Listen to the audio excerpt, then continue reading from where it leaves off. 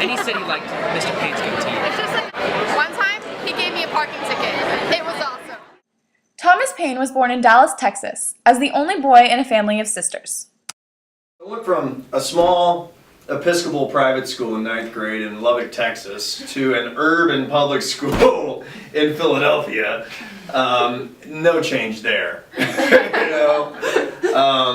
I was like the Fresh Prince of Bel-Air, you know. And then I did my senior year at Westlake. So it's all. After debating between Oklahoma University and Texas A&M, Mr. Payne made the simple decision to follow his family lineage and join the Corps of Cadets to be a fighting Texas Aggie. I was dyed-in-the-wool Aggie from birth. Mr. Payne graduated the Corps of Cadets and then joined the Army. He served 5 years and decided to follow a different career path instead of going another term. His ranking officers in the Corps and in the Army taught him many different leadership techniques.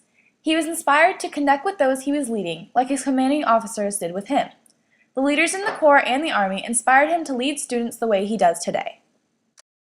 It's affected the way he leads all of us as a school, and also just kind of guides his day-to-day life.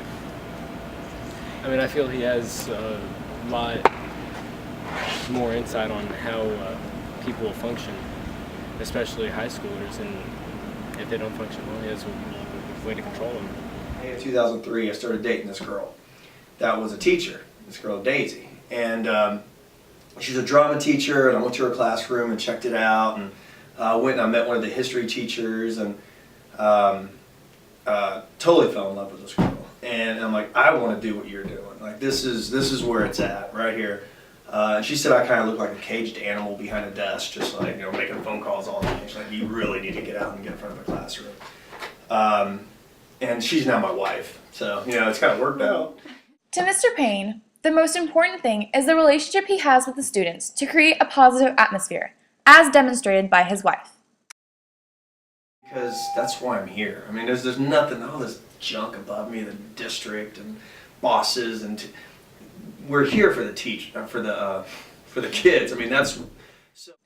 Outside of his career, with his family and friends, Mr. Payne is also regarded as an outgoing, caring, and compassionate person. You know, I just had my 40th party with my family, and they gave me this thing, 40 tweets, you know, just for our 40th.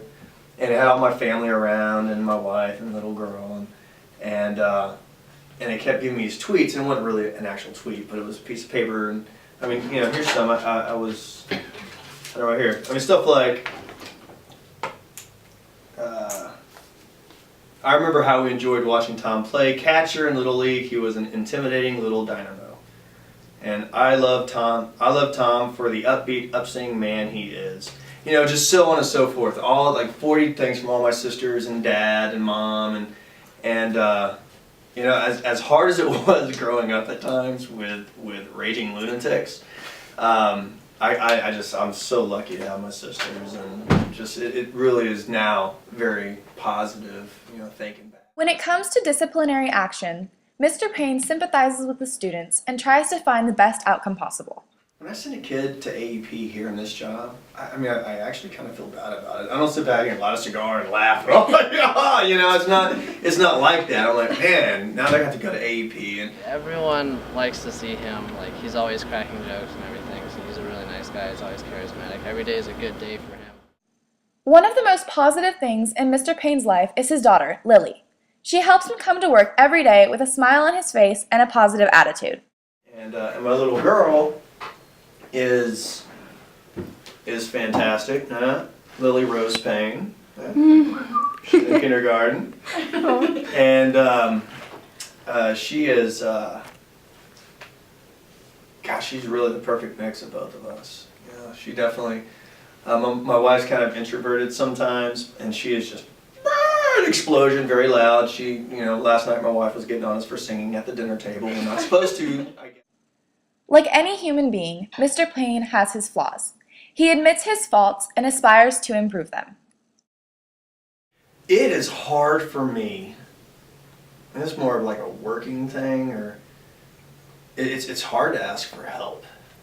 Like when I need it, I feel like I can get stuff done, and I don't want to be a burden, and I want to make sure that you know, someone doesn't have to clean up after me, you know. So, but especially in this job, we are so. I mean, I make 40 critical decisions every day at least, you know. I mean, and it's just all the time, you know, just coming, and I feel like I need to do it all, and so it's hard for me just to take a step back and, hey, Norton, can you help me out here? That's rough.